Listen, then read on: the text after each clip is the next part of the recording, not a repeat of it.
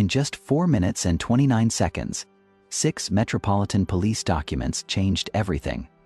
Khan didn't expect crime statistics. He expected routine mayoral questions. Cameras caught his panic. The Commons watched him crumble. What did I reveal about London's hidden crime crisis that left Britain's most high-profile mayor speechless? At exactly 3:17 p.m. on the 11th of June 2025, the House of Commons was about to witness the most explosive mayoral confrontation since the London riots debate. The chamber buzzed with urban tension as MPs prepared for what would become the most devastating takedown of metropolitan governance in parliamentary history. I walked to the dispatch box like a law enforcement prosecutor, armed with evidence that would destroy a mayor's credibility on public safety forever. Behind the Labour benches, London MPs shifted nervously, sensing their champion was about to face something far more dangerous than routine Conservative criticism. At the front bench, London Mayor Sadiq Khan sat with his usual metropolitan confidence beside Home Secretary Yvette Cooper, his red folder suddenly feeling inadequate for the statistical storm heading his way. His reputation as Britain's most successful urban leader was about to be obliterated by his own policing failures. I adjusted my navy jacket and placed a leather portfolio on the dispatch box containing what my shadow Home Affairs team had spent 10 weeks assembling: 203 pages of Metropolitan Police correspondence and crime statistics that would expose Khan's London governance as systematic public endangerment. Each document had been verified through Freedom of Information requests. Mr. Speaker, I began, my voice cutting through the chamber's anticipatory silence. I want to ask the Mayor of London about his handling of crime statistics in the capital and some very concerning data manipulation that has concealed the true scale of London's public safety crisis from taxpayers and voters.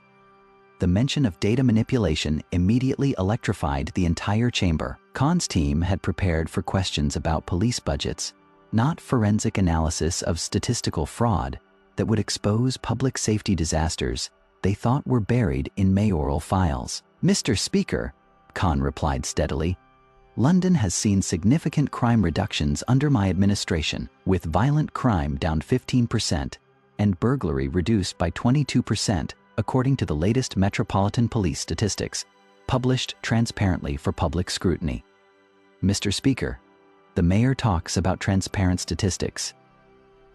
I interrupted sharply, but I have here Metropolitan Police internal audit documents showing that his administration has reclassified over 34,000 violent crimes as administrative errors to artificially reduce reported crime figures over the past 18 months. I opened my portfolio and removed a document bearing Metropolitan Police classification stamps. This internal Met Police audit report, dated May 2nd, 2025, explicitly details what senior officers call systematic statistical manipulation, designed to create false impressions of public safety improvements.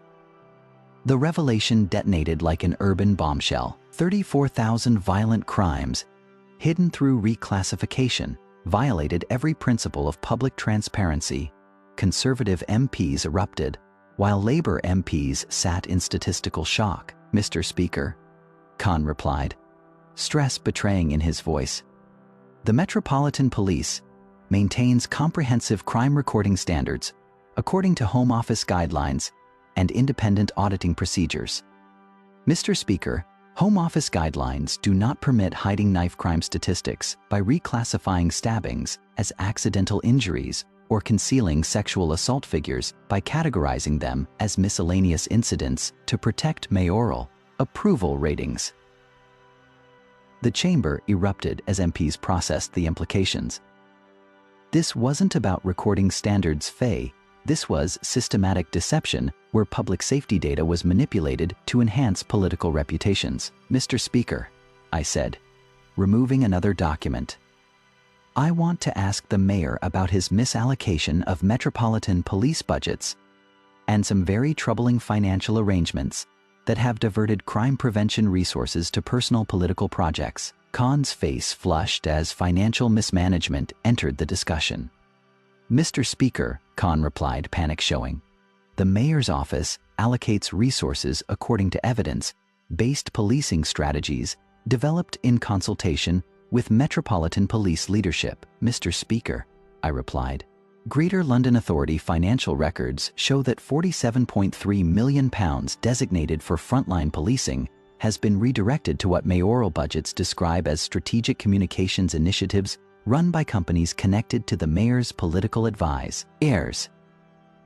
Mr. Speaker, according to Metropolitan Police Federation analysis, this budget diversion has resulted in the closure of 23 police stations, the cancellation of 340 patrol officer positions, and the suspension of community policing programs in areas with the highest violent crime rates. At 3:21 p.m., exactly 4 minutes into questioning, both Khan and Cooper experienced simultaneous political panic as they realized the evidence was overwhelming, interconnected, and publicly documented in parliamentary record. Khan's hands trembled visibly as he reached for his water glass, while Cooper frantically shuffled through briefing papers, searching for explanations that could somehow justify systematic crime statistics manipulation and police budget fraud. The body language was unmistakable.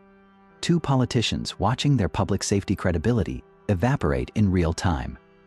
Mr. Speaker, these allegations completely misrepresent the mayor's commitment to public safety and transparent governance. Khan whispered, London has achieved demonstrable crime reductions through evidence-based policing strategies. Mr. Speaker, I replied, these demonstrable reductions were achieved by instructing Metropolitan Police commanders to reclassify violent crimes using what internal emails describe as creative statistical interpretation to meet mayoral performance targets. Mr. Speaker, will the mayor confirm that his office coordinated with other labor-controlled councils to adopt similar crime reclassification procedures to create false impressions of urban safety improvements before the 2024 elections? Mr. Speaker, the mayor's office engages with local authorities to share best practices in crime prevention. Khan replied weakly, Mr. Speaker, I have here encrypted signal communications between the mayor's office and Metropolitan Police Senior Command, discussing specific crime reclassification targets and coordination of statistical releases to maximize positive media coverage during election periods. The revelation of direct communications with police commanders about manipulating crime statistics represented the ultimate breach of democratic governance and public safety responsibility. Furthermore, I continued, delivering the final blow, these messages include mayoral confirmation that certain violent crime statistics would be adjusted to maintain Labour's reputation for urban safety, despite knowing this would compromise operational planning and endanger community security. The chamber descended into chaos as MPs processed the full scale of what had been revealed. The London mayor hadn't just failed to protect public safety, he had systematically manipulated crime statistics while knowing it would compromise policing effectiveness and endanger Londoners. Conservative MPs were on their feet demanding immediate mayoral resignation. Labour MPs sat in stunned silence as the magnitude of public safety fraud became clear. At 3:25 p.m., after exactly 8 minutes of questioning, both Khan and Cooper experienced complete political collapse. Khan buried his face in his hands. Cooper stared blankly at her notes. Mr. Speaker, I concluded with the authority of someone presenting evidence to a public safety tribunal. Based on this evidence, the Mayor of London has systematically deceived voters about crime statistics, diverted police resources for political gain, and endangered public safety to protect his electoral prospects. Speaker Hoyle, recognizing that normal parliamentary procedures were inadequate for allegations of this gravity, involving public safety and electoral fraud, called for an immediate suspension. The House will suspend for 25 minutes while I consider the implications of the evidence presented for democratic governance and public safety.